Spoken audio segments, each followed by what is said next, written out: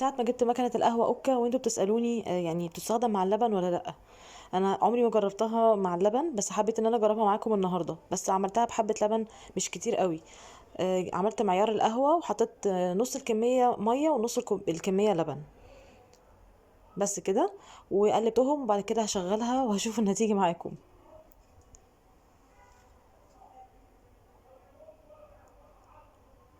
تقريبا انتظرت حوالي دقيقة كده.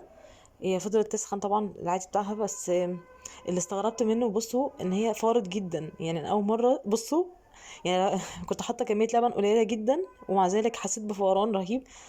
ف استغربت بصراحة يعني، فكويس ان انا ما كنتش مكترة اللبن. بس عموما اللبن سخن جدا الحمد لله، وادى وش حلو كمان معاها. فنصيحتي لو انتوا هتستخدموها وهتعملوها باللبن يبقى كميه اللبن صغيره جدا، لان انا فعلا لو كنت كترت كميه اللبن كان هتغرق المكنه من بره وكانت ممكن يعني تبوظها. بس عموما كان طعمها حلو قوي.